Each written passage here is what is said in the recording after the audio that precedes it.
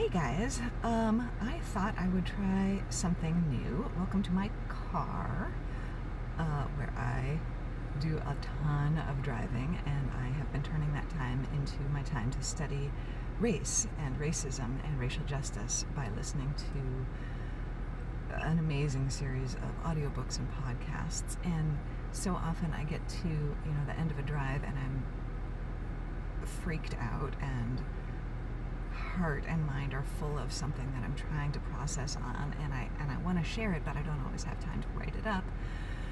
And so I thought I would try just filming it real quick so I can share it with you if you're interested, from my car, where I learn about race, which makes this my Racecar Report. So here's what I'm thinking about now. I'm about a third of the way through this book called The Half Has Never Been Told by Edward Baptist. And it's a study, it's this amazing study of how slavery powered the economic and geographic expansion of the United States from its inception. And at this point, he's talking about the 1830s-ish and how growth in the scope and cruelty of slavery was driving huge increases in cotton production, which didn't only help the South, it led to the building of new mills in the Northeast to process the cotton. And I'm thinking, oh my gosh, wait a minute. When I was in 8th grade in the Boston suburbs, we went on a field trip to see an old mill in Lowell, Massachusetts.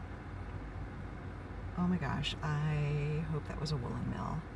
I really, really, really hope that was a woolen mill. I don't remember anyone saying anything about slavery.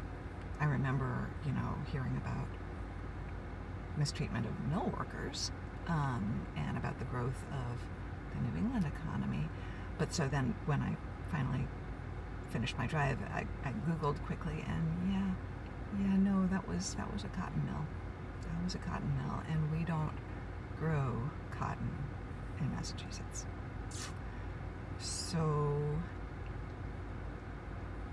there's complicity there that was not part of my education, was not part of the grand free history of Massachusetts that I was taught. Maybe it is now, maybe it's part of the curriculum now, but it sure wasn't then. So there's that. And the other thing that really jumped out at me from this session was he was talking about voodoo, the practice of voodoo among slaves. And he connected that to people who have been through so much trauma that they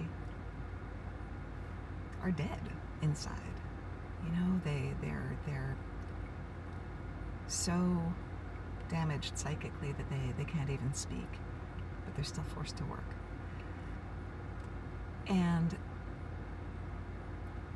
in a context like that, a religion that says dead people can be made into zombies and forced to work without their will, that's not some primitive, bloody superstition, some like horror story. That's reasonable. That's a story rooted in truth, in a truth of violence and blood and horror that is all too true. And it's things like this that I get these little mind shifts, right, where things that I never thought about, things that seem random, or things that I've looked down on, suddenly shift, and they fit themselves into a pattern that starts to make sense, into a framework, and that framework is white supremacy.